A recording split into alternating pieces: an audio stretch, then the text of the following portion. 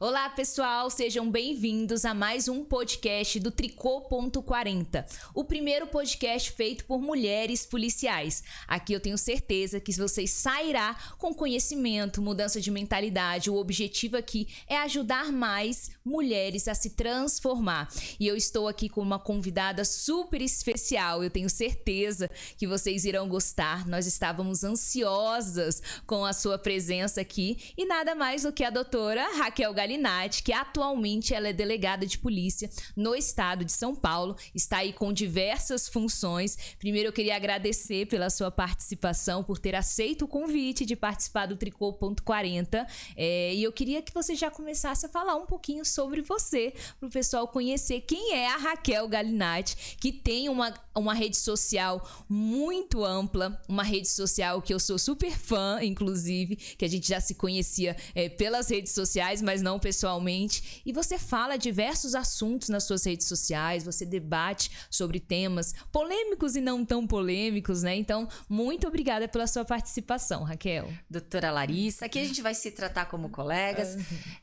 Eu tenho uma admiração muito grande por você, nós nos conhecemos na época da pandemia, em que muitas lives eram feitas e comecei a te acompanhar, adoro o seu conteúdo.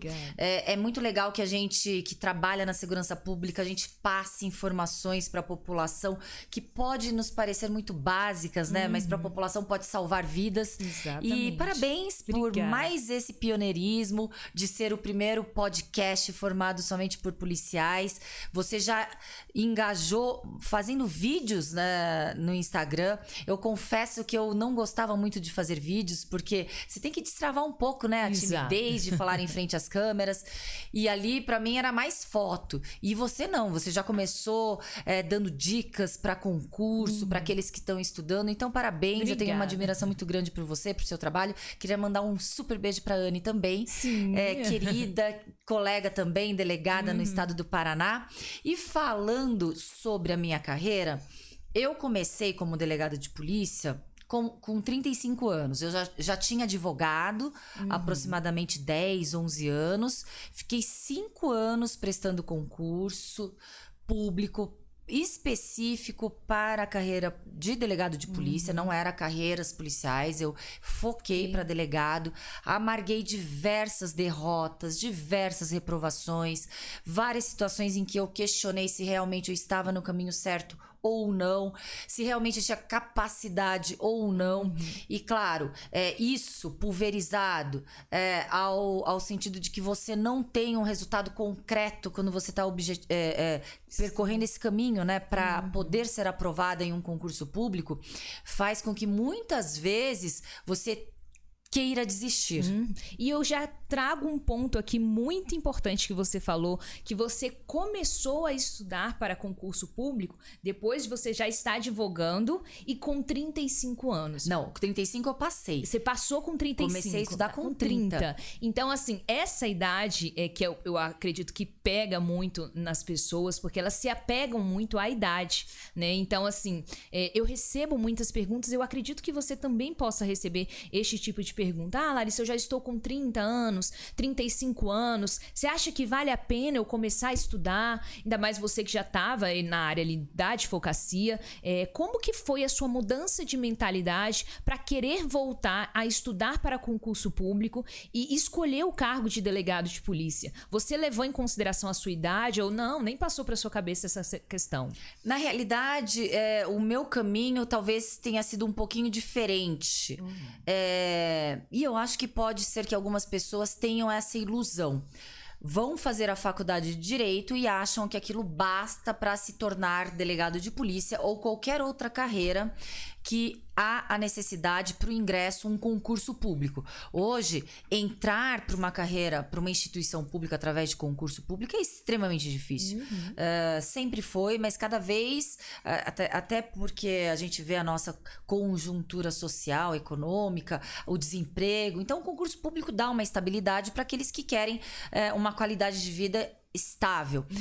E eu fiz a faculdade de Direito já sabendo, eu queria ser delegada de polícia. Porém, eu fui fazer pós-graduação, mestrado, advogava 3 vezes por semana e achava que aquilo bastava para ingressar e para conseguir passar no concurso.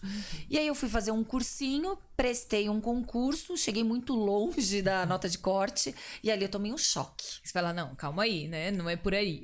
Ali eu tomei um choque de realidade, assim. Eu falei, nossa, eu acho que eu tenho que me profissionalizar no estudo. Então eu encarei.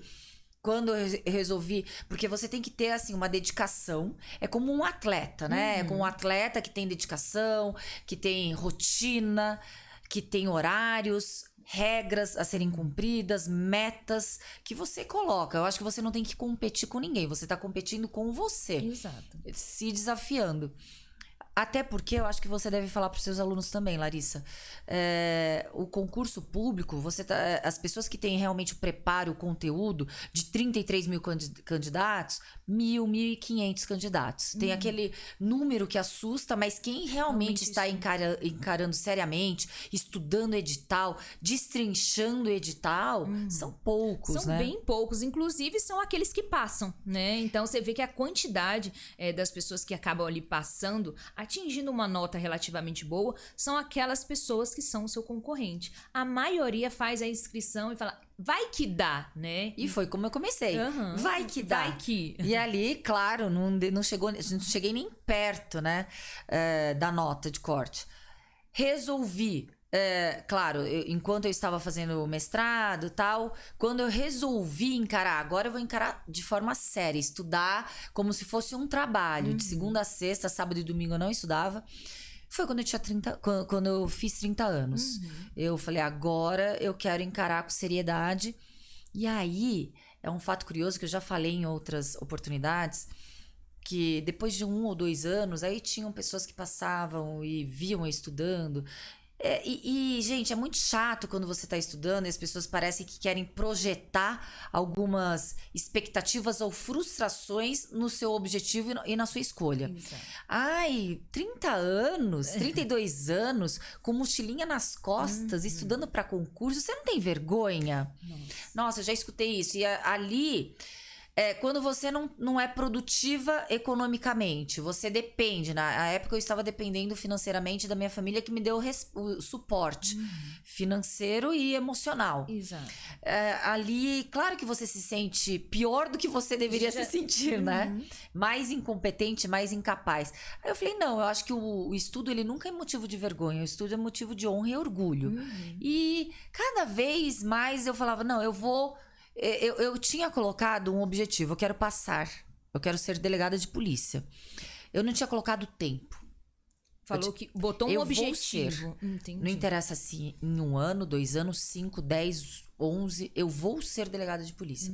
Acredito que foi isso que fez com que eu continuasse nesse caminho. Porque se eu tivesse colocado uma métrica temporal, 2 anos eu quero ser delegada, se eu não passar eu vou para o plano B, talvez eu estivesse no meu plano B da minha vida e infeliz profissionalmente. E você acaba se frustrando, porque não é no seu tempo. Depois você descobre, né, estudar para concurso público, que não é no seu tempo, você começa a entender mais. Então você botou um objetivo, independentemente do prazo, você ia atingir aquele objetivo. E quando que foi que você decidiu ser delegada de polícia? Porque ser mulher e você ter essa decisão foge um pouco da sociedade, né? Foge um pouco dessa questão patriarcal mesmo em relação a isso. Como que foi a sua ideia de ser delegada? Você tinha alguém para se inspirar? Como que foi isso na sua vida? Lari, o meu pai, ele era oficial da Marinha, minha mãe educadora física, mas nunca tinha trabalhado, ela só foi trabalhar quando se separou do meu pai, aí ela abriu uma floricultura. Mas desde pequena, a nossa educação, tanto minha como do meu irmão, foi que a gente não tinha estereótipos nem carreiras masculinas ou femininas. Então ali, o meu irmão às vezes me puxava, vem brincar a gente tinha espingarda de chumbinho em casa. Aí eu falava, que saco. Aí eu ia brincar com ele, daí eu acertava mais que ele, tá bom, não precisa mais brincar comigo. Então, e às vezes eu chamava ele pra fazer as minhas brincadeiras, éramos somente nós dois. E todas as atividades extracurriculares, como esportes, artes marciais, taekwondo, capoeira, ginástica olímpica, até mesmo balé, os dois faziam. Que bacana. Meu irmão ia chorando pro balé, mas ele ia chorando. E sua mãe incentivava? Obrigava. Se um faz, o outro vai fazer. Mesmo? Sempre foi assim. Até que teve uma hora que ele conseguiu convencer que ele não queria mais fazer balé. Às vezes ele batia a cabeça assim e fingia que tinha se machucado. Mas eu era mais disciplinada. Tudo que era imposto, eu fazia. Às vezes eu não gostava muito, mas eu fazia. E ali a gente foi vendo, né? A personalidade desde criança vai sendo formada. E eu era uma criança muito chatinha no sentido de... Tinha um grupinho. Escolhiam... Na minha época, gente, eu tô com 47 anos. Na minha época não tinha bullying. Não tinha esse termo. Então tinha um grupinho. Sempre um era escolhido. Geralmente o mais fraco. Ou aquele que tinha alguma característica. Ou gordinho, ou baixinho. E o grupinho de crianças, porque criança também é do mal, escolhia tirar aquela criança pra ser o saco de pancadas. E aquilo me incomodava, Larissa, de uma forma que eu era estraga brincadeira. Eu chegava ali, já fazia luta desde pequenininha. Porque você é faixa preta, né? Taekwondo. Fazia balé, mas fazia taekwondo, fazia capoeira, fazia tudo. Aí, porque eu morava em Santos, então Santos é muito pertinho. Fiz no Teatro Municipal, fiz vários esportes proporcionados pela prefeitura. Então eu tinha um acesso muito bom, assim, de esportes, né? E ali eu estragava a brincadeira. E foi crescendo. Eu lembro que teve um episódio que eu era adolescente. Eu tava num shopping center, numa fila. E aí tinham 2 idosos, assim, um casal de idosos, né? Na minha frente. E abriu a porta do elevador, um monte de adolescente atropelou. Eu, naquela minha petulância, sem saber o que ia acontecer. Sai todo mundo aí. Você tá vendo esse casal? Eles vão entrar. Vocês vão lá pra trás. Todo mundo ficou em choque, porque atrás de mim tinham adultos. E aí os adolescentes ficaram extremamente sem graça. Nem pegaram esse elevador. Então eu tinha essa personalidade. E não é uma personalidade que combina com o delegado de polícia? O que você acha, Larissa? Eu não vejo outra profissão. Super combina. As minhas amigas de infância, elas costumam falar, você sempre foi. Só faltava a legitimidade. A profissionalização, né? Ganhar com isso. E eu tenho esse jeito. Às vezes eu tô falando com o meu marido, ele fala assim, você tá brigando comigo? Eu falei, não, tô te agradando. É isso. E aí você acabou levando, assim, essa ideia, vou ser delegada de polícia. Fui fazer a faculdade. E aí, não estudei de forma séria a faculdade. Fiz Mackenzie em São Paulo, saí de Santos, fui fazer Mackenzie em São Paulo. E você é de São Paulo? Eu nasci em Niterói. Ah, tá. Niterói, Rio de Janeiro, porque meu pai era da Marinha. Com 1 ano e meio de idade eu fui pra Santos, fiz a escola, colegial em Santos e prestei vestibular, passei no Mackenzie. E ali, nossa, adorei São Paulo, nunca mais eu voltei pra Santos. Fiz o mestrado na PUC, meu mestrado é em filosofia. Que bacana. Em filosofia do direito. E ali eu fazia a faculdade já querendo. Quando eu fui fazer o mestrado, e olha, gente, tem um pouco de preconceito. Eu lembro que eu só não vou falar qual era o meu professor do mestrado, mas eu lembro que eu estudando, fazendo mestrado, lógica deôntica, era teoria da ação de von Fricht, que é um filósofo deôntico austríaco, super complicado. Aí ele falava assim pra mim, você tá estudando isso pra ser delegada de polícia? Que desperdício. Então, assim, a gente tem alguns preconceitos. Tem, com certeza. A carreira de delegado delegado de polícia tem que estudar tanto quanto outras carreiras jurídicas. Até mais. A gente estuda muito mais legislação penal extravagante do que outras carreiras. Mas tem esse olhar, né? Ainda tem. Na área acadêmica. Por incrível que pareça, o cargo de delegado de polícia na área acadêmica, ele não é tão valorizado. Tanto é que eu lembro que na minha faculdade, só se falava, eu quero ser juiz, quero ser promotor, quero ser procurador, defensor. E eu nunca ouvi ninguém falar durante a faculdade que queria ser delegado de polícia. Era como, você vai fazer faculdade para ser delegado de polícia? Eu acho que agora mudou um pouco, né? Você tá no mestrado. Eu acho que agora as pessoas não falam que desperdício de conhecimento, conhecimento, né? Porque nós estamos produzindo doutrina, conhecimento. É necessário que a gente tenha, assim, a prática atrelada aos nossos conhecimentos teóricos, né? E doutrinários. E cada vez mais as pessoas estão percebendo que o delegado de polícia, sem o conhecimento técnico, jurídico, não seria o primeiro garantidor da legalidade da justiça e as pessoas não estariam respaldadas com aquele crivo que a gente tem democrático, que o delegado ele assegura.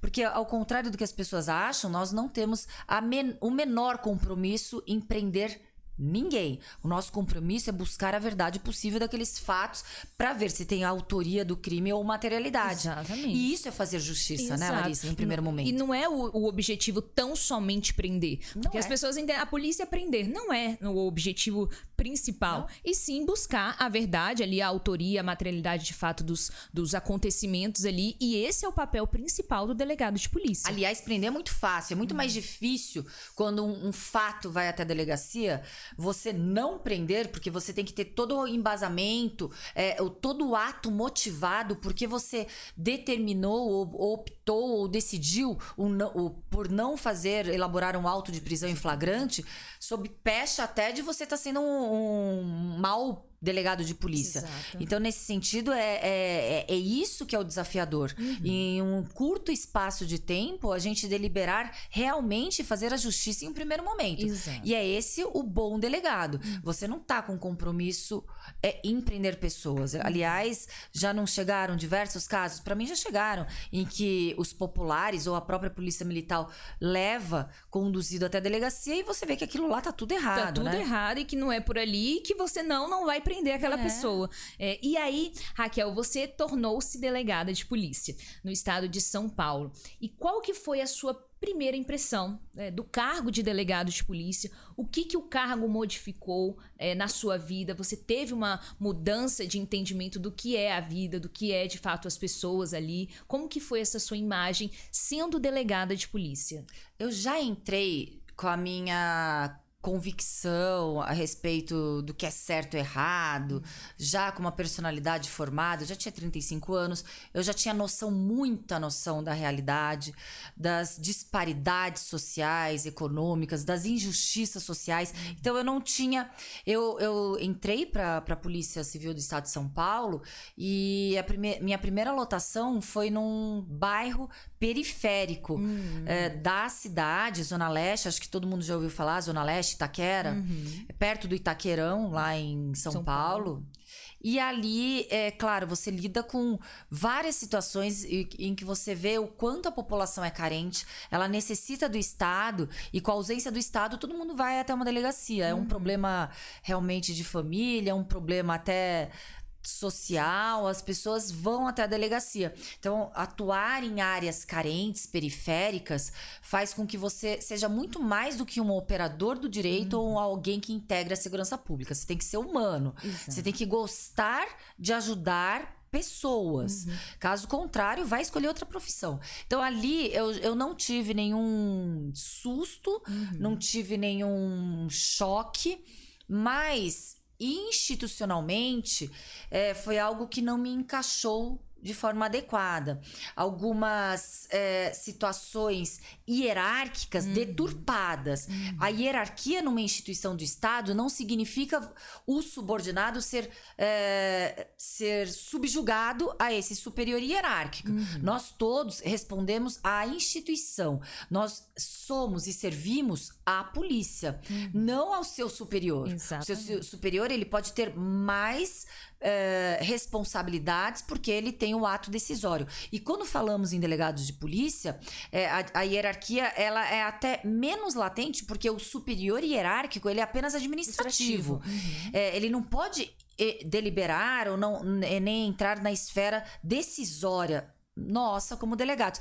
E aí eu cheguei já vendo alguns usos e costumes arcaicos e que, claro, logo foi confrontado, logo já não adequada e não ia nunca permitir que isso permeasse a minha profissão, tentativas assim de assédio moral ou de desqualificação como profissional, diminuição, infelizmente por mulher, não por colega homem nesse primeiro caso. E aí eu já tive algumas corregedorias em relação... Eu era soberba demais para ser delegada. Quando a gente tá no estágio probatório, ali o estágio probatório é bem delicado, bem complicado. Parece que você tem que tocar o piano da forma como eles querem, a regra do jogo. Caso contrário, seu nome é riscado a giz. Mas sabe o que eu pensei? Fiquei tanto tempo estudando para concurso. Eu quero ser delegado de polícia com dignidade. Não vou deixar ninguém tirar esse meu brilho, essa minha vontade de ser delegada. Ninguém vai me humilhar ou vai me assediar moralmente. Então, assim, foi um preço muito caro que eu paguei. Que você pagou porque você sofreu uma certa resistência. E lembrando que eu acredito que isso não seja tão somente na polícia, né? Você irá enfrentar certos desafios institucionais por conta de outras pessoas dentro da sua profissão ali. Então, assim, na polícia não é diferente essa questão. A gente já trouxe aqui diversas policiais para falar desse tema e todas elas abordam essas questões. Nós também trouxemos outras, procuradora, enfim, defensora, e todas elas abordam essa questão institucional. Porque, infelizmente, a instituição são formadas por pessoas e todas as pessoas ali têm umas características que talvez você não concorde com aquela posição que lhe é imposta. E você sofreu essa questão dentro da sua instituição. E qual foi a sua maneira de lidar com isso? Você acabou de falar que passou por um assédio moral, enfim. Porque as pessoas não conseguem lidar com isso. Muitas acabam aceitando, abaixando a cabeça e acaba surgindo a frustração no cargo. E como você falou, poxa, eu estudei tanto para isso, eu estudei tanto para estar aqui, para vir outra pessoa e talvez destruir o meu sonho. Então, acaba formando profissionais que estão ali somente por estar, a questão talvez até financeira. Qual que foi a sua reação em relação a isso? Larissa, olha, até... Já dá pra ver... Raquel, vocês já viram como é que ela é, né, gente?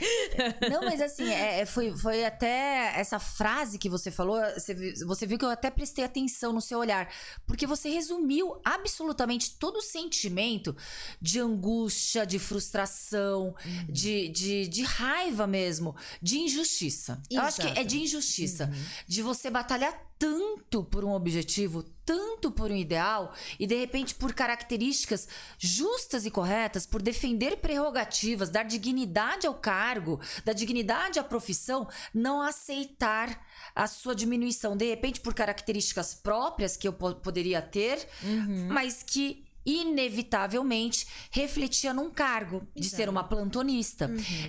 E você falou uma frase muito bonita. Outra pessoa destruir um sonho que foi batalhado com anos de estudos. Ali eu encarei, em um primeiro momento, eu encarei assim: eu prefiro ser delegada de polícia e ter honra e orgulho do que estar definhando, triste e assim, trabalhar humilhada. Então eu falei assim, é uma batalha que eu vou ter? Então vamos lá, vamos pro ringue. Então era toda hora, eu tava na corregedoria o meu estágio probatório foi extremamente verificado. Então, assim, a minha carteira de habilitação ia vencer, já mandava um protocolado para a delegacia. Quero saber a carteira de habilitação da delegada Raquel. Mesmo. Quero o livro de plantão. Ela tá fazendo curso na cadeia Paul, o porquê? Justifique. Então, assim, eu fui treinada no estágio probatório, achando que aquilo era normal, de estar na linha, assim, mas assim, absoluta. As pessoas começaram a rir. Eu tô aqui há 20 anos nessa delegacia, eu nunca recebi um protocolado. Telefonema. Pra saber cadê minha carteira de habilitação. Então, assim, eu até agradeço essa pessoa que foi extremamente rigorosa comigo, porque me treinou a antecipar os passos que poderiam me colocar em armadilhas ou em situações dúbias. Então, eu fui treinada a ter atitudes e ações inquestionáveis, Larissa. Então, eu ia tomar uma decisão em relação à profissão, eu pensava 3, 4, 5 vezes. No aspecto pessoal, 3, 4, 5 vezes. Será que isso vai dar uma margem interpretativa dúbia? E eu tô falando no sentido de, eu vou fazer esse auto de prisão em flagrante, eu tenho que exaurir todo o meu convencimento. Eu vou fazer um mandado de busca e apreensão, eu tenho que exaurir o porquê para não sofrer um abuso de autoridade. Até denúncia de tortura psicológica eu sofri, só pra você ter ideia. No indiciamento. Então, e eu tava toda respaldada. E no aspecto pessoal, se eu entrava numa festa e via alguém ensaiando fazer uso de entorpecente, já saía da festa. Então era algo... E eu continuo assim. E... Pra não ter que ter, assim, Não, porque eu sabia que eu já tava no alvo, ó. Ela é o alvo. Aí eu já tava no alvo. E aí foi um treinamento e eu encarei. Quero encarar isso. Então... Só que antes mesmo de terminar o estágio probatório, daí eu fui convidada para integrar uma chapa e ser presidente do Sindicato dos Delegados de Polícia do Estado de São Paulo. Isso que eu já ia trazer aqui. Você acha que essa questão te deu mais força de vontade ainda de entrar nessa chapa? Não, porque eu não queria. Tá. Eu amava. Eu tava nessa época num plantão, no 68, mais longe ainda do 24, daí eu fui pro 16. Eu amava. Realmente, eu me identifiquei ser delegada de polícia. E pediram, e o delegado de polícia no estado de São Paulo é o pior salário da federação. Hoje mudou um pouquinho o ranking, tá o segundo pior ou terceiro. E assim, claro, a gente quer um reconhecimento adequado também por parte do governo em relação ao salário. A estrutura que é deficitária, o déficit de policiais e tudo aquilo que a gente amarga no plantão. Eu falei assim, se eu posso fazer um pouquinho mais... Mas eu nunca fui politizada no sentido de fazer parte de grêmios políticos. Chapa, grêmios estudantis, chapa. Nunca. Mas eu amava participar de congressos, seminários, simpósios, versando a nossa carreira. E aí eu encarei o desafio, falei, vou fazer parte da chapa, mas não quero ser afastada da atividade fim. Não quero um cargo de afastamento. Só sei que no final fui... Como presidente, candidata a presidente, o meu oponente, ele era delegado de polícia há 30 anos, tinha aquela barreira, porque me chamavam de Miss Selfie. Porque há 10, 11 anos atrás que eu entrei, eu chegava na delegacia, eu fazia selfie, ninguém fazia. Isso é fato, porque... sabe aquele Mulheres na Polícia? Sei. Eu lembro que a Rebeca, um beijo, você vai assistir. A Rebeca falou assim, eu posso pôr uma foto sua, tal? Tinha só uma delegada no Rio de Janeiro que fazia umas fotos, e eu adorava, porque eu tinha orgulho da minha profissão, né? E eu sou vaidosa, nós somos, né? Vaidosa esteticamente. Então eu gostava de tirar selfie com distintivo e com o logo da polícia ali atrás. Até que tinha um delegado que falou assim, tira esse banner daqui e põe ali. Eu falei, não, doutor, e como é que eu vou fazer as minhas selfies? Eles riam. Mas tá bom, deixa a selfie dela ali. Só que eles eram... E lembrando que isso é porque... a gente gosta de mostrar a nossa profissão. É um orgulho da profissão. Porque outras profissões fazem isso. Por que nós não podemos fazer? E principalmente com um batom, com uma maquiagem, com o cabelo arrumado. Por que nós não podemos fazer? E eu lembro que isso sempre foi um tabu, dentro e fora da polícia. E eu imagino como as pessoas te taxavam dentro da polícia. E aquilo ainda irritava mais, né? A situação toda que eu estava vivendo. Me tratavam de Miss Selfie, mas quem trabalhava comigo sabia qual era a minha atribuição, né? Como eu era como delegado de polícia. E ali, mas aí foi isso. E nesses estereótipos, alguns falaram assim, a Miss Selfie vai ser presidente? A Miss Selfie. Era Miss Selfie. Você falou blogueirinha, né? Porque na época eu não tinha blog, eu não fazia vídeo. Então eu era Miss Selfie.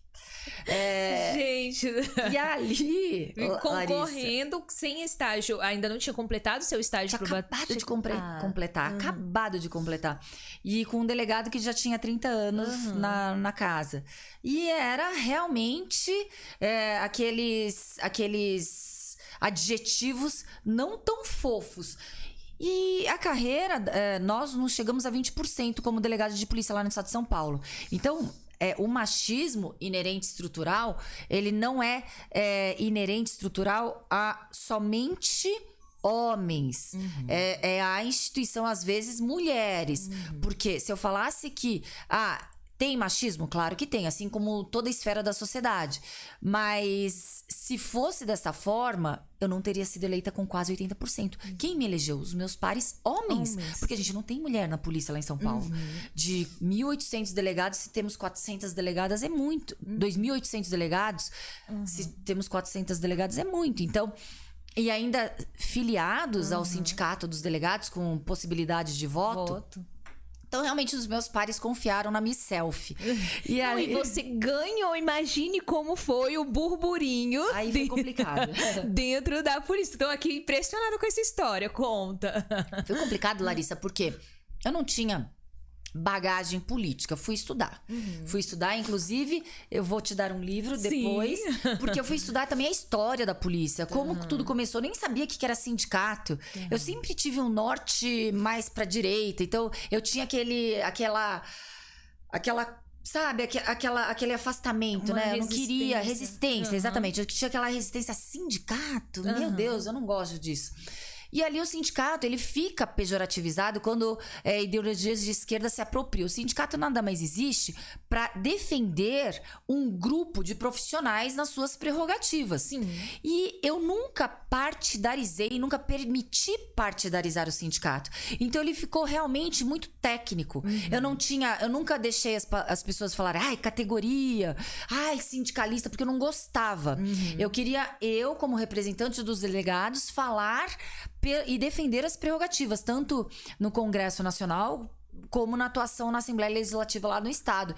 E aí a minha linguagem, talvez por não ser ideológica, fez com que chamasse atenção e eu tivesse cada vez mais espaço. Para falar de forma técnica. Porque se eu fosse algo puramente ideológico e de esquerda, talvez eu não teria credibilidade na imprensa pelo fato, ela é oposição por oposição. Sim.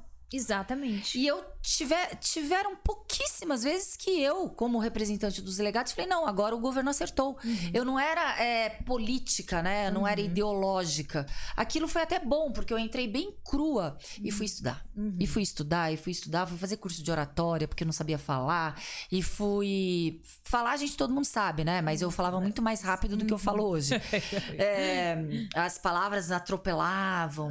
E ali foi bem interessante, porque como mulher, eu nunca tinha presenciado, como delegada, nenhuma situação de discriminação ou pelo fato de ser mulher. Eu nunca tinha presenciado. Mas, porque eu estava na atividade plantonista, sem o menor poder deliberatório, só fazia ali institucional. Eu fazia a minha função. Eu tinha minha equipe, de forma legal a equipe é subordinada ao delegado. Se você sabe o que você está fazendo, a responsabilidade é sua. Mas eu não interferia em gestão. Eu não interferia em direcionamento institucional. Em absolutamente nada. E nem representava ninguém. Eu percebi que quando eleita para representar os meus pares que me elegeram, alguns coleguinhas boçais começaram a pôr armadilhas e tentar desconstruir a ponto de, no sentido de falar, ela não é capaz de nos representar. Questiona a sua profissão, questiona a sua capacidade profissional. E isso é muito importante, que a partir do momento em que mulheres assumem lideranças, o que a gente recebe de críticas colocando em xeque exatamente a nossa capacidade profissional. Exato. Ela não tem capacidade de estar ali, ela não tem condições de nos representar simplesmente pelo fato de estarmos como mulheres, né? E era uma situação, assim, qualquer erro era falado, era criticado, e a gente tinha um grupo de delegados que faziam parte ali, e só eu de delegada, e ali naquela mesa falando que eu estava errada, que eu não sabia o que eu fazia, e aquelas críticas excessivas, a ponto de, quando eu estava com 2 meses como presidente do Sindicato dos Delegados lá em São Paulo, já tinha percorrido as 70 seccionais do estado, dormia até em hotel de caminhoneiro, de estrada mesmo. Fiz aquela visita para os colegas, trabalhando muito, porque a gente se exige muito. As pessoas têm uma expectativa, porque querem que você erra, e você se exige. Eu novata, então eu tinha uma régua extremamente alta. Eu colocava metas muito altas, a ponto de eu chegar numa estafa. E ali eu falei, não aguento mais. Isso que eu ia perguntar, porque você dá pra ver pela sua postura que você é uma mulher muito forte. Mas eu sei que tem várias mulheres que não têm esse eu vou continuar. Você chegou em algum momento a colocar em xeque, de fato, sua capacidade profissional? Colocou aquela síndrome do impostor? Será que eu estou aqui mesmo? Você já chegou a pensar isso? 2 meses. 2 meses como presidente do Sindicato dos Delegados de Polícia do Estado de São Paulo, eu falei, não aguento mais. Não quero mais ficar aqui. Não é pra mim. É insuportável isso. Não dá. E eu não tava entendendo o que era. Porque assim, quando você não tem nomenclatura pra algo que é invisível, fica muito mais difícil você solucionar esse problema. Aí, à época, eu tinha uma colega muito parceira que é presidente até hoje do Sindicato dos Delegados Federais no Estado de São Paulo. Ela é presidente da Federação Nacional dos Delegados de Polícia Federal e diretora regional dos Delegados de Polícia Federal, tudo lá no estado de São Paulo. Tânia Prado. E ali eu falei, Tânia, eu não tô aguentando, porque eu tô sendo criticada em tudo tá sendo questionado, tentam se apropriar da minha ideia, quando eu falo, já falaram que já fizeram, eu sou debochada, é uma situação que tá insuportável, eu não preciso disso. Eu prestei concurso para ser delegada de polícia, eu não preciso me sacrificar dessa forma para defender colegas que me tratam dessa forma. Eu não preciso. Aí ela me deu um insight, Raquel, dá uma lida nisso. Eu tô falando há 7 anos atrás. Aí eu li sobre o gaslighting há 7 anos atrás. E o gaslighting, ele não se resume ao ambiente privado. O gaslighting é você tentar fazer com que a pessoa acha que ela é louca, descontrolada, desprovida de intelecto, de discernimento e que ela não tem capacidade. É tirar a autoestima e a autodeterminação daquela pessoa. E aí eu li, nossa, daí eu virei monstro, Larissa. Aí eu li porque aquilo. você começou a palpar o que era o que você estava passando. Agora eu sei o que é, né? Então... Aí eu peguei um amigo, Emiliano. Falei, Emiliano, vem cá. Olha o que tá acontecendo comigo. Não, guria, porque ele é do Rio Grande do Sul. Diretor lá. Não, guria, é verdade. Eu vejo que eles... Nossa, qualquer outro, tá tudo bem, errar é humano. Você, os caras te cobram de uma forma absurda. Eu tô incomodado com isso. E ele se incomodava mesmo. Ele era um dos únicos que nesses coleguinhas boçais, porque ele não era boçal, ele me defendia. A ponto de ficar até mais calorosas essas discussões. Aí eu falei, olha o que tá acontecendo comigo. Eu não sabia. E ele falou, não, guria, não desiste. Eu fiquei uma semana sem tipo, atender telefonema, sair de todos os grupos. Fiquei uma semana mesmo. Tá acontecendo isso comigo. Aí eu desenhei, né? Pela nomenclatura. Tudo que hoje a gente tem a nomenclatura do gaslighting. E, gente, não vamos polarizar. Isso é papo de esquerda. Não, é papo de mulher.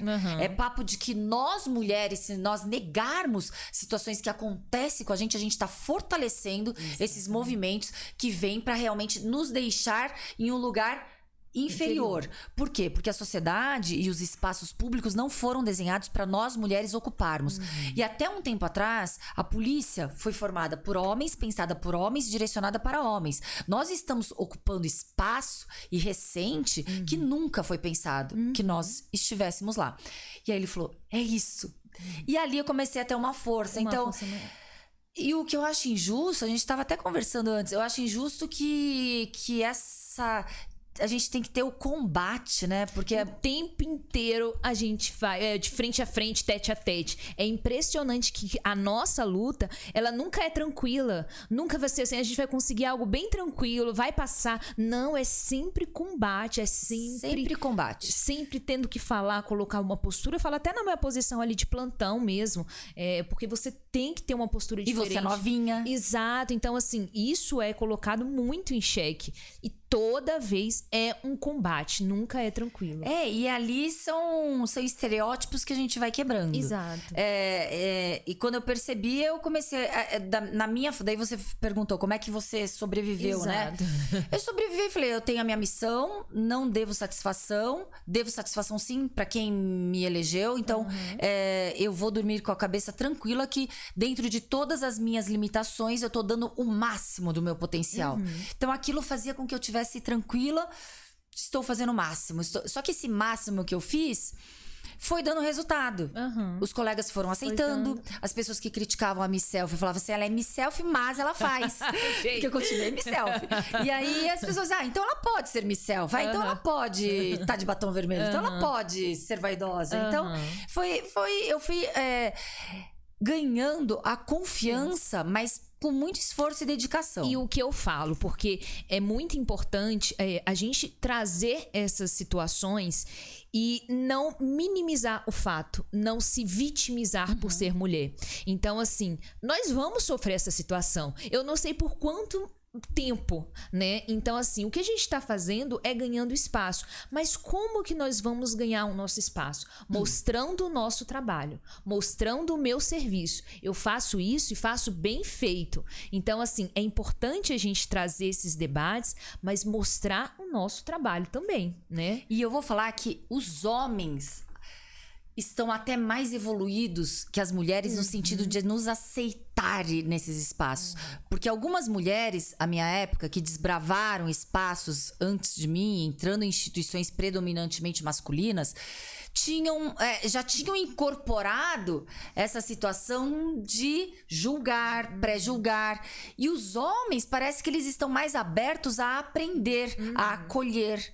Então, eu tive muitos parceiros que me deram a mão, vem cá. É assim que a gente faz. Então, assim, por isso que a gente não pode estigmatizar e não podemos generalizar. Os homens são machistas e as mulheres são vítimas. Infelizmente, as próprias mulheres também incorporam esse machismo institucional e fazem parte de um jogo que é estrutural. Exatamente. E isso que a gente vem quebrando, né? Essas barreiras. E a gente conta com homens quebrando barreiras. Exatamente. Com homens falando, não, ela tem que estar ali. Não, eu não concordo que você esteja sendo tratada dessa forma injusta. Eu não concordo.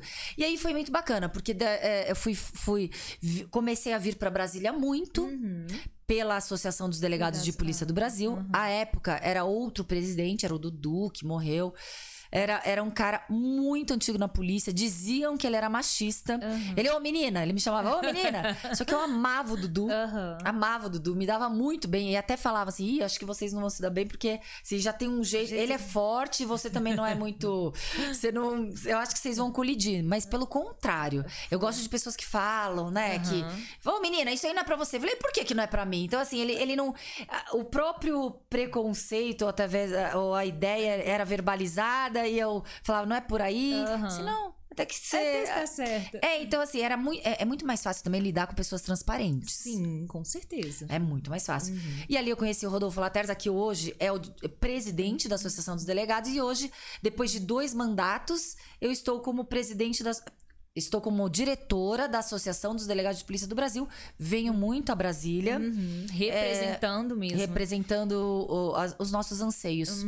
E Raquel, o pessoal gosta aqui no podcast, adora uma história. E eu queria saber de você, como delegada, qual foi, assim... Eu sei que existiu diversos casos que marcou. Eu queria que você falasse porque as pessoas gostam, principalmente que estão entrando na carreira policial, que desejam entrar na carreira policial. Tem algum caso que te marcou, que foi assim emblemático? Alguns. Mas um caso que me marcou e que eu me senti cumprindo o meu papel como delegada foi... Eu estava numa delegacia no 19DP, Vila Maria. Ela é meio divisa com Belém, divisa com Brás, Zona Norte de São Paulo. E chegou um estrangeiro, no caso ele era boliviano, querendo fazer um BO de extravio de passaporte. Chegou o segundo, num lapso temporal muito curto, menos de 30 minutos, o mesmo boletim de ocorrência. Eu no plantão. Plantão, galera, a gente consegue fazer coisa no plantão. Terceiro estrangeiro boliviano também. Falei, pera lá, vocês estão todos com extravio de passaporte, quantos mais irão vir? Não, gente, vamos falar sério. Senão a gente faz tudo junto, todo mundo foi extraviado, né? Eu dei um carro ali. Vamos fazer todo mundo, foi extraviado todo mundo. Então, tá vindo mais... Aqui a gente tá vindo em partes, mas tá vindo mais 22. Falei, não, gente, tudo bem. Manda trazer todo mundo que a gente agilize isso aí. Porque senão vocês vão ficar até amanhã. Porque eu já vi estranho e eu não poderia assustá-los. Porque a gente tem muito aquilo, né, da vítima, apesar de vítima, ela não se visualiza vítima, ou ela tá refém economicamente ou psicologicamente, quando a gente fala em contexto doméstico e familiar. Ali era uma situação nítida. Eu já detectei, isso deve ser uma situação de exploração, tráfico de pessoas para exploração de trabalho escravo. Eu vi aquilo, porque a gente tem a região ali do Brás, região de confecções, de várias marcas que exportam, inclusive. Inclusive, é importante, né? Porque nós estamos falando do estado de São Paulo, que tem diversos crimes característicos, que é essa questão. Aqui em Brasília, a gente não vê este tipo de crime, esse tipo de conduta criminosa. Já em São Paulo, é bem característico, né? Não muito. É na região que eu estava. Exatamente. É na região ali central, que tem as fábricas de roupas, né? Inclusive para exportação. Aí a gente tava num plantão, eu com a minha equipe, falei, galera, vamos fazer alguma coisa? Vamos. E eu lembro que eu te falei, já vai caçar assunto. Eu falei, não tem nada pra fazer, vamos caçar assunto. Né? Aí ele, tá bom. Daí ele já empenhou algumas viaturas da chefia, porque eu já acionei. Falei, vamos fazer alguma coisa. E aí ele já acionou a galera, olha, a gente vai virar, o plantão vai acabar. A gente saiu de lá quase 5 horas da manhã. O pessoal ficou puto, né? Alguns. Principalmente quem tava na chefia e no plantão. E ali a gente foi, vamos lá, a gente vai até ali. A gente foi de viatura. Um morador franqueou a entrada, era durante o dia. Quando a gente chegou, estavam 2 que eram gerentes ali daquela fábrica, casa, creche. Infelizmente tinham crianças até passando mal ali dentro, um cheiro horroroso, um cheiro de carceragem, aquele cheiro de gente, sabe? Aquela coisa, costura com comida, insalubre. E a gente falou, o que tá acontecendo aqui? Vamos levar todo mundo pra delegacia. A gente levou umas 40 pessoas, inclusive os dois. Infelizmente, eram 2 bolivianos que já tinham passagem, já tinham cumprido pena por tráfico de pessoas, exploração para trabalho escravo. Eles tinham passagem na Justiça Federal. É um crime pertinente à Justiça Federal, à Polícia Federal. Eu fiz todo o inquérito ali, todo o flagrante, toda a situação. Encaminhei à Justiça Estadual e ali eles deslocaram para a competência da Justiça Federal. Mas eu quis fazer. Porque não tem óbice, isso é legal você falar, né? Exato. Se o crime é de competência da Polícia Federal e você, policial civil, delegado da Polícia Civil, você quer fazer, você não tem nenhuma vedação que você não possa elaborar aquele auto de prisão em flagrante ou fazer o primeiro ato, né? Principalmente porque é uma situação flagrancial, que é um crime que está acontecendo. Até você acionar, de fato, a Polícia Federal, até aquilo ali o crime já se perdeu. Então, a sua função, inclusive, é já dar os primeiros procedimentos ali do auto de prisão em flagrante. Né? Mas poderia muito bem acionar a Polícia Federal, que também é ali perto, mas eu quis fazer, eu achei assim, não, eu quero fazer. E foi só para o pessoal entender, então o crime foi de exploração, trabalho escravo. Eu coloquei associação criminosa, porque não tinham só os 2, exploração de trabalho escravo, com múltipla, né, continuidade delitiva, com várias vítimas. Ele até tinha alguns ali que não falavam o espanhol, português ninguém falava, o espanhol também não falava a língua indígena específica ali da área da Bolívia. Não gostaram a priori, porque falaram, agora onde eu vou morar? Porque eles não se viam na situação de vítima, né? Não, porque lá eles passavam fome e ali eles falaram, não, aqui a gente tá pelo menos conseguindo algo. Foram presos, aí o encaminhamento deu continuidade. Então esse foi um caso que me marcou pelo tamanho da perversidade, né, do ser humano. E eram conterrâneos, eram pessoas que eram bolivianos, iam até a Bolívia, enganavam os conterrâneos, traziam para o Brasil e escravizavam eles. E retinham os passaportes. Por isso que eles estavam fazendo a ocorrência de extravio de passaporte. Porque eles estavam querendo eles já estavam bolando o plano de ir na embaixada consulada, né, quando a gente fala São Paulo, da Bolívia, para uma emissão de um segundo passaporte. Porque eles não podiam sair, tinham que trabalhar umas 18 horas por dia. Todo o dinheiro era revertido. Você tem que pagar o aluguel num lugar assim. Era tipo um galpão com colchão no chão, comiam no chão e a máquina de costura. Gente do céu, era bem realmente assim, insalubre total. Era. E Raquel, voltando aqui, a gente já tá chegando pro finalzinho. Ai, a gente já tá chegando aqui pro finalzinho do nosso podcast. Tenho certeza que as pessoas estão amando. Aproveitem, né? Compartilhem aí com um amigo, curtem o nosso podcast. E aí eu quero saber quais são os próximos passos da Raquel. O que você deseja pro futuro, dentro profissionalmente, obviamente. Eu sei que você aí tá voando, vamos colocar assim, dentro da polícia, representando a polícia. Quais são os seus próximos objetivos? Larissa, eu fui candidata a deputada estadual em São Paulo pelo PL. Tive 53 mil votos como deputada estadual. Primeira eleição, estou como segunda suplente. A gente tem 19 deputados. Eu entrei, agora eu só vou parar de buscar esse objetivo quando eu me tornar deputada. Então esse é o meu objetivo. Vou continuar não só defendendo a polícia, que é o meu compromisso, a segurança pública, mas eu tenho pautas como a defesa dos vulneráveis, não só mulheres, mas a defesa das vítimas. Eu sou, inclusive, uma das coautoras do Estatuto da Vítima, que está já em regime de urgência para ser sancionado. Só falta o Lira pautar, né, que é o presidente da Câmara. Também sou sócia fundadora do Instituto Pró-Vítima. Isso que eu queria até que você abordasse, como que funciona esse instituto? O Instituto Pró-Vítima, ele foi fundado pela promotora de justiça Celeste, uma grande parceira, e ali a gente recepciona as demandas para os direcionamentos. Claro que a atuação, se for uma atuação em relação a crimes, é necessário que o Estado interfira. Sim. Mas a gente dá orientações, a gente participa também num trabalho psicológico, um trabalho de orientação jurídica. Nós temos parceiros que também nos auxiliam a doar. A gente fez um mutirão ali dos refugiados, que teve 2 meses atrás. A gente conseguiu uma doação de 30 casacos infantis bem grossos, porque em São Paulo é muito frio.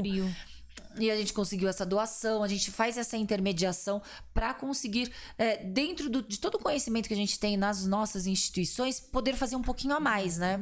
E eu acho que a missão, todo mundo que tem essa possibilidade de realizar o seu sonho, que é ingressar numa carreira, não pode ser um servidor público. Você tem a sua missão, você está transformando sonhos de pessoas que querem ingressar na instituição. Então você está utilizando todo o seu conhecimento como delegado de polícia, não só na atividade fim, mas também dando estrutura, respaldo, mostrando o caminho de como você pode encurtar esse percurso e realizar o seu sonho, fazer a diferença. Cada um opta, né, por fazer a diferença. Agora, eu acho que a gente perde objetivos e brilho no olhar quando a gente se transforma em mero cumpridor daquelas obrigações básicas. Então, a gente tem desafios, os meus desafios agora ultrapassam a esfera institucional de defesa, faz parte da minha missão, que eu coloquei como objetivo defender a polícia. Sim, os policiais. Eu trato muito sobre a saúde mental do policial, que é uma ferida aberta que deve ser cicatrizada, decorrente de assédio moral, institucional, de várias problemáticas que existem em instituições, principalmente policiais, como, por exemplo, o complexo do ethos, né? Exatamente. O policial, ele é um herói, ele se cobra ser um herói e a sociedade o reflete como herói. Então o policial não pode ter dor, não pode ter não pode chorar, não pode ter depressão, não pode ter problema familiar, ele não pode ser humano, ele deve cumprir horas exaustivas de trabalho. Sensível, ele não pode ser sensível ao seu próprio eu, né? E essa síndrome de ethos que colocam, né, que estigmatizam o policial, faz com que muitas vezes o policial que mostra eu sou humano possa ser rechaçado até pelos pares. Então, a gente trabalha justamente também por ter essa prerrogativa de defender os delegados de polícia, a polícia civil. Claro, a gente sabe que a lei orgânica impede, se eu tivesse na atividade de fim, de falar problemas institucionais internos, mazelas internas e expor dessa forma, claro, eu seria apurada administrativamente. Mas eu exerço no máximo o que eu posso dentro das minhas prerrogativas e é isso. A gente tem que ter estrutura, não podemos ter inversão de valores, Larissa. Quando o policial em confronto, de repente, ele neutraliza o bandido, o marginal, o criminoso, é justamente porque ele está exercendo o monopólio legítimo da violência letal que pertence ao Estado. Isso não pode ser refutado. Senão o Estado estaria completamente, como está em alguns lugares, dominado pelos marginais e pela criminalidade. Então eu uso a minha voz para poder colocar um contra-cheque, né? Um balanço nessa ideologia em demonizar o policial como causador da violência urbana. O policial é um herói, é um escudo entre o crime e a sociedade. Exatamente. E ali eu gosto de, através dessa voz, eu comecei mandando cartinha ali pro Resposta do Leitor, Folha de São Paulo. Resposta do Leitor, que nem uma chata, eu sou chata. 10 cartinhas, até que na 20ª cartinha, vamos colocar uma notinha dela. Até que eu fui abrindo o espaço para que a gente pudesse falar realmente o que o policial passa. Porque se alguém tem que ser cobrado, são aqueles responsáveis por nos estruturar, que são os executivos, tanto no âmbito estadual como federal. O policial é a ponta da lança. Se existe uma segurança pública caótica, desestruturada, nós somos vítimas indiretas. Claro que a vítima direta é a sociedade que está à mercê do crime. Mas nós queremos trabalhar de acordo com a nossa potencialidade, podemos, somos capazes, uma das melhores polícias do mundo, o Brasil, quando a gente fala nessa variedade, né? Social, cultural. Então é isso. Não, assim, e que voz, e eu sempre bato aqui na tecla, quem tem que falar de polícia são policiais. Quem tem que defender polícias são policiais. Até porque nós sabemos as nossas pautas, nós sabemos os nossos defeitos. E que bom que nós temos você para estar levantando a nossa voz, para estar levantando a pauta das questões policiais. Muito obrigada. E aqui a gente tem os presentes, né? Senão a gente esquece. Deixa eu pegar aqui, ó. Eu vou pegar o meu também. Eu trouxe também. Posso dar primeiro? Pode ficar. Este aqui é o livro que eu mandei fazer de 30 anos de luta do Sindicato dos Delegados de Polícia. Ai, olha só que bacana. E eu fui a primeira mulher na história da Polícia Civil do Estado de São Paulo a representar os delegados de polícia. Nossa, eu vou ler mesmo. Dá uma folhada, que tem a história, né, da polícia lá de São Paulo. Tanto que é bem interessante que o sindicato, ele foi, depois de 1988, porque até 1988 era coisa de subversiva. Policial não podia ter sindicato. É subversivo. E foi criado ali nos corredores do DHPP. Bem interessante. E aqui é um livro que eu reuni 10 a 15 delegados de polícia do Brasil. O próximo eu vou te chamar, tá, Larissa? Compromisso gravado. Olha aí, tá gravado. Tem juíza, promotora, desembargadora, médica, legista, advogadas. E a gente fez um livro voltado a políticas públicas e inovações legislativas na proteção da mulher vítima de violência. Nossa, muito bacana. É a nossa pauta mesmo. É a nossa aqui. pauta. Muito Tem um bacana. bem legal que uma colega Dani, de São Paulo, escreveu, que é como lidar com a violência doméstica sendo cristão. Verdade, porque essa... Porque é preservar a família a todo custo, mesmo quando o crime tá ali. Até onde vai essa questão da... Esse me chamou muita atenção. Bacana. E aqui é uma lembrança da Armífera. A Andréia é uma super parceira. Eu falei que tava vindo aqui. Uma pra você. E a outra pra Anne. A Anne não foi esquecida, viu? A Anne tá lá fazendo o seu curso de formação. E aqui é o nosso presente. A nossa xícara do tricô.40. Você sabe que eu amo este nome, tricô.40. Não, né? arrasou. A minha é 9mm, mas uma .40 resolve também. Resolve. Aqui, ó. Exatamente. E aqui o nosso parceiro, a Urban. Ai, que legal. Eu tenho certeza que você vai... Eu botei aí pra você escolher o seu óculos. Vamos já por um. Ai, que lindo. Isso aqui lindo, é bem né? Você é essa cara. Bem cara de polícia. Nossa, adoro. Ficou ótimo. Ficou ótimo. Ai, amei. Ó, fazer assim. Amei. Ótimo. Amei. Muito obrigada, Raquel, pela sua participação. Tenho certeza que foi, assim, muito enriquecedor para as pessoas que estão assistindo, principalmente para as mulheres, porque foi um bate-papo onde a gente quebrou diversos paradigmas, diversas questões pessoais e profissionais em relação ao nosso cargo, que ainda tem um certo receio, né, nessa profissão, principalmente para as mulheres que querem entrar.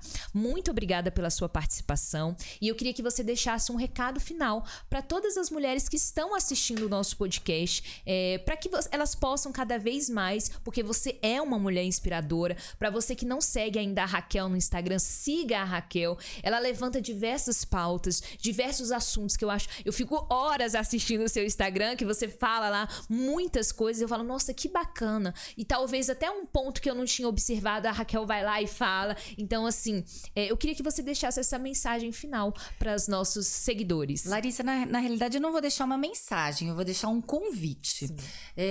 Este é o primeiro podcast feito por mulheres policiais. Então, eu tenho um movimento, esse movimento é um movimento informal, mas que a gente está criando um grupo a partir do momento que a gente tem o poder de fala. E você é poderosa na sua fala. Eu também amo os seus vídeos. E é um movimento mais mulheres na polícia. E isso a gente já está fazendo. E vocês estão fazendo. Então, que a gente seja parceira nesse movimento, mais mulheres na polícia. Inclusive, eu vou mencionar a respeito do podcast de vocês quando tiver oportunidade. Porque a gente tem que incentivar que as mulheres, elas não aceitem carreiras serem chamadas de masculinas ou femininas. Nós temos que buscar as nossas aptidões. E lembrando que aqui na América Latina, somente em 1955, tivemos as primeiras mulheres que formaram o grupamento feminino, que foram chamadas à época as 13 mais corajosas de 1955, lideradas pela Hilda Macedo. Então aqui vamos dar continuidade a esse movimento das 13 mulheres mais corajosas de 1955 e vamos lutar por mais mulheres em todos os espaços e principalmente na polícia. Muito bacana. E você que gostou deste nosso podcast, de primeiro podcast de mulheres policiais, siga e compartilhe a nossa página. Até mais, pessoal!